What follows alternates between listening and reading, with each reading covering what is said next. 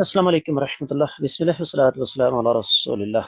سوال آگے جی، میں ایک آدمی سے کہتا ہوں کہ پیسہ میرا، محنت تمہاری، منافع آدھا آدھا، کیا یہ جائز ہے؟ جی، اس کو مضاربت کہتے ہیں، شریعت کی اصطلاح میں اس کو کہتے ہیں مضاربت۔ اور مضاربت کا اصول یہی ہوتا ہے کہ ایک آدمی پیسہ لگاتا ہے، دوسرا محنت کرتا ہے، منافع کی شرح طے ہو جاتی ہے، لیکن جب نقصان ہوگا تو پھر سرمایہ لگانے والے کا نقصان ہے، وہ جو محنت کرنے والا ہے وہ اس نقصان میں شامل نہیں ہوگا۔ اس کی وجہ یہ ہے کہ اس کی محنت ضائع چلی گئی، یہی اس کا نقصان ہے۔